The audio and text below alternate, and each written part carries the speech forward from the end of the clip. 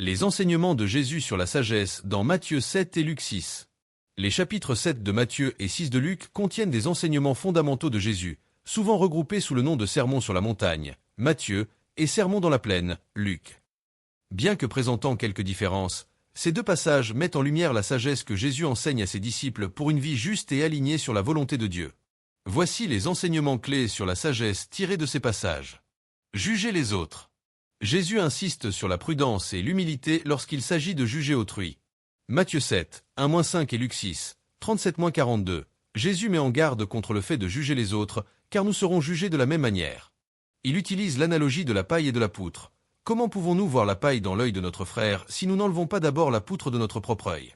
La sagesse ici réside dans l'introspection et la reconnaissance de nos propres fautes avant de critiquer celles des autres. Les bonnes actions et les bons fruits. La sagesse de vie se manifeste par nos actions et leurs conséquences.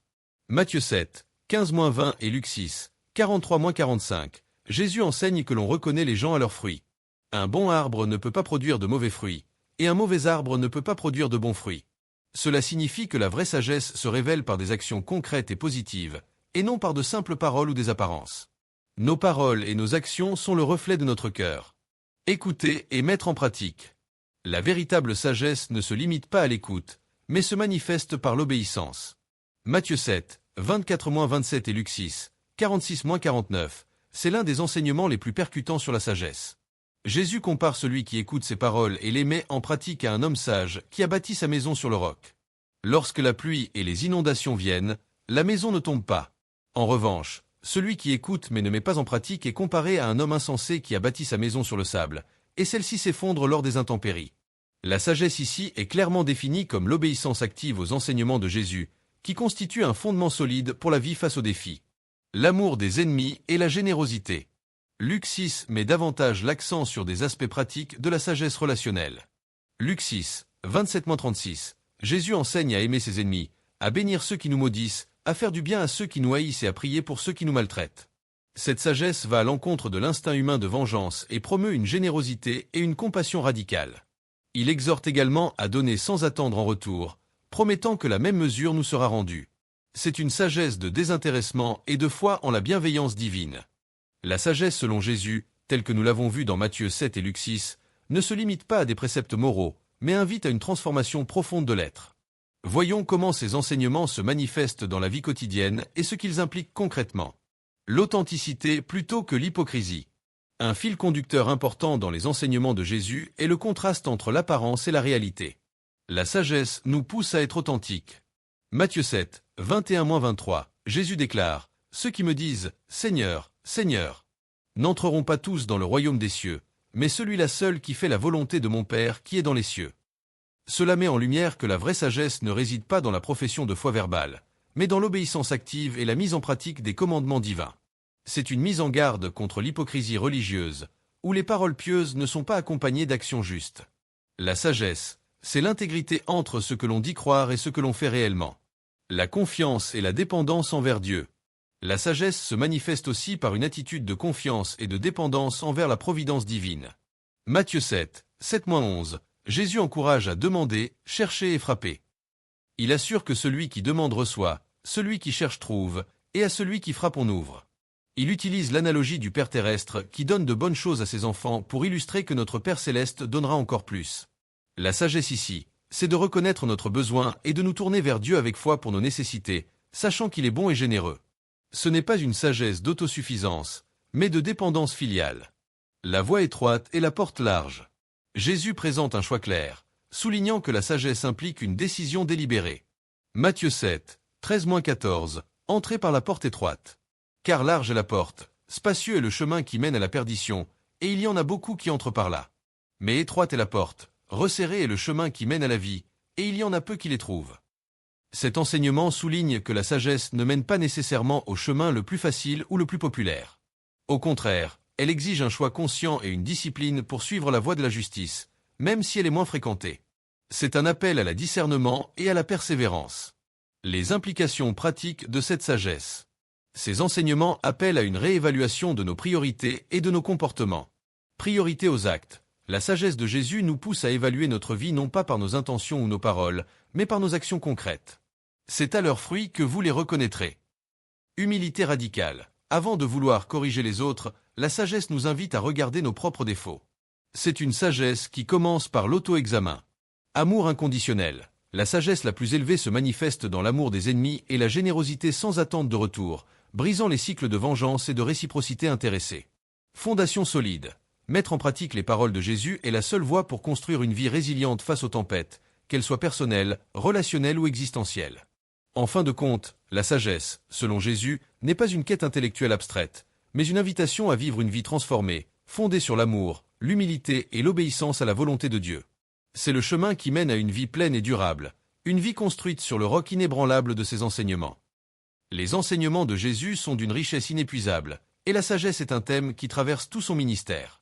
Au-delà de Matthieu 7 et Luc 6, explorons d'autres facettes de la sagesse que Jésus nous révèle. 1. La sagesse du royaume de Dieu. Le concept central de la prédication de Jésus est le royaume de Dieu, ou royaume des cieux dans Matthieu. Comprendre ce royaume est essentiel pour saisir la sagesse de Jésus. Qu'est-ce que le royaume? Ce n'est pas un royaume terrestre avec des frontières géographiques, mais la sphère de l'autorité et de la seigneurie de Dieu.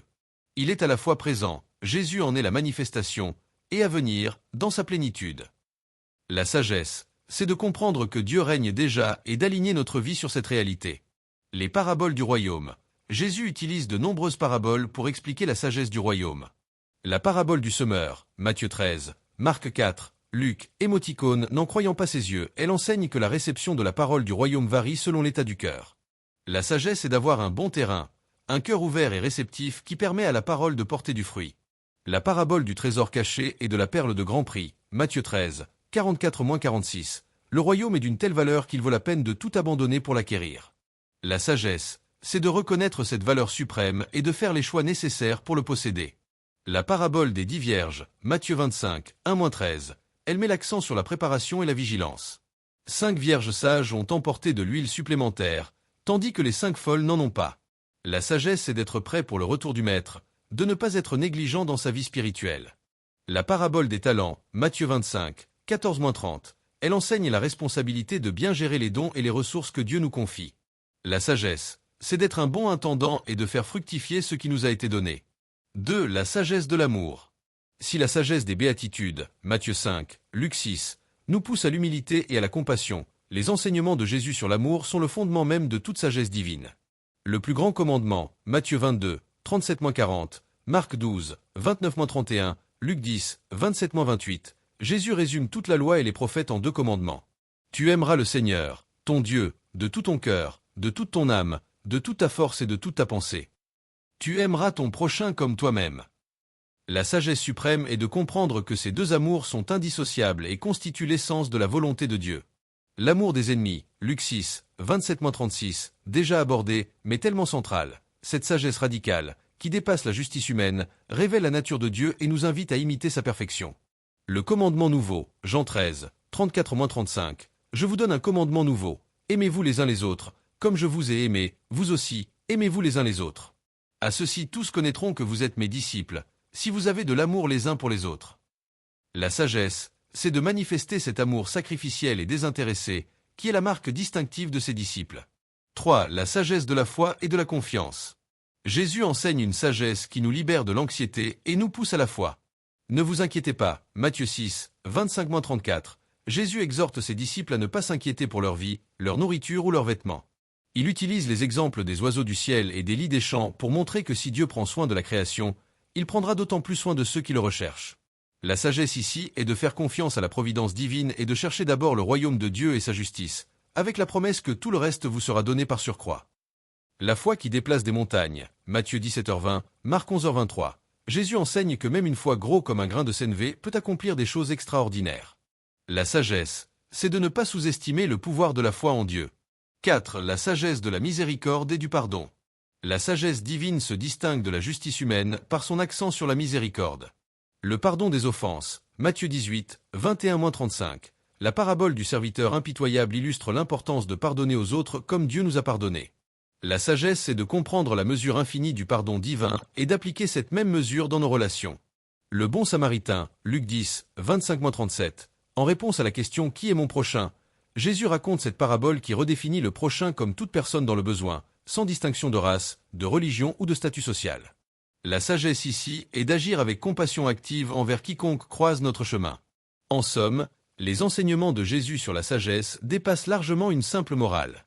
Ils sont une invitation à une nouvelle façon de voir le monde et d'y vivre, fondée sur l'amour de Dieu et du prochain, la confiance en la providence divine, l'authenticité et l'obéissance au royaume de Dieu. C'est une sagesse qui transforme les cœurs et les vies, et qui a des implications profondes pour chaque aspect de notre existence. 5. La sagesse de l'humilité et du service. Contrairement aux conceptions humaines de la grandeur, Jésus enseigne que la véritable sagesse réside dans l'humilité et le service aux autres. Le premier sera le dernier, Matthieu 20, 25-28, Marc 10, 42-45. Jésus contredit la mentalité de pouvoir et de domination en affirmant « Quiconque veut devenir grand parmi vous sera votre serviteur, et quiconque veut être le premier parmi vous sera l'esclave de tous. » Il donne l'exemple ultime de cette sagesse en déclarant que le Fils de l'homme n'est pas venu pour être servi, mais pour servir et donner sa vie en rançon pour beaucoup. La sagesse ici, c'est de comprendre que la véritable autorité et influence s'acquièrent non par la force ou la position, mais par l'abnégation et le service désintéressé. La primauté de l'enfant, Matthieu 18, 1-4, Marc 9, 33-37, Luc 9, 46-48. Quand les disciples se disputent pour savoir qui est le plus grand, Jésus place un enfant au milieu d'eux et déclare « Si vous ne changez pas et ne devenez pas comme les petits-enfants, vous n'entrerez point dans le royaume des cieux. » La sagesse est d'adopter une attitude d'humilité, de simplicité et de dépendance, comme celle d'un enfant, plutôt que de chercher la reconnaissance ou le prestige. 6. La sagesse de la priorité spirituelle. Jésus met en garde contre les dangers de l'accumulation de richesses et l'attachement aux biens matériels, enseignant une sagesse qui privilégie l'éternel sur le temporel. Ne pas servir deux maîtres, Matthieu 6h24, Luc 16h13. Jésus affirme qu'on ne peut pas servir à la fois Dieu et Mammon, l'argent ou les richesses. La sagesse, c'est de choisir Dieu comme maître unique, reconnaissant que l'attachement excessif aux biens matériels peut nous éloigner de lui et de ses valeurs. Le jeune homme riche, Matthieu 19, 16-26, Marc 10, 17-27, Luc 18, 18-27. Quand un jeune homme riche demande comment hériter la vie éternelle, Jésus lui dit de vendre tout ce qu'il a et de le donner aux pauvres. Bien que cette exigence ne soit pas universelle, elle souligne que la sagesse parfois requiert de relâcher notre emprise sur les possessions pour suivre pleinement Christ et découvrir la vraie richesse. Jésus conclut en disant qu'il est plus difficile pour un riche d'entrer dans le royaume de Dieu qu'à un chameau de passer par le chat d'une aiguille, mettant en lumière la difficulté de se détacher des sécurités terrestres. Amasser des trésors dans le ciel, Matthieu 6, 19-21. Plutôt que d'amasser des trésors sur la terre, où ils peuvent être détruits, Jésus exhorte à amasser des trésors dans le ciel. La sagesse est d'investir dans des choses qui ont une valeur éternelle, comme les actes de bonté, l'amour et la justice, plutôt que dans des biens éphémères. 7. La sagesse de la persévérance face à la persécution.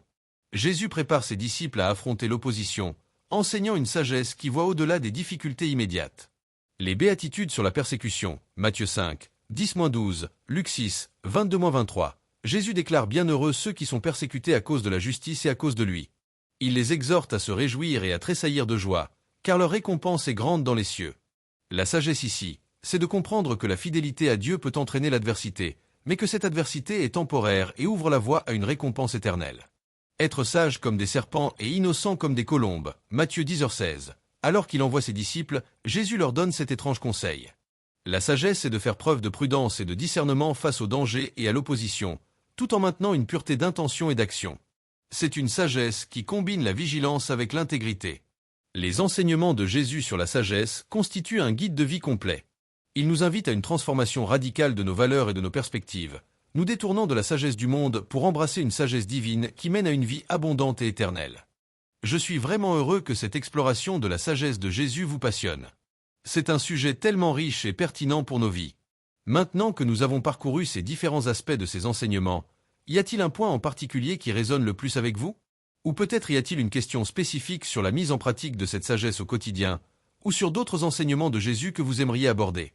N'hésitez pas à me dire dans le commentaire ce qui vous intéresse le plus pour la suite. Aussi n'oubliez pas de vous abonner pour ne rien manquer et activer la cloche, partagez le lien.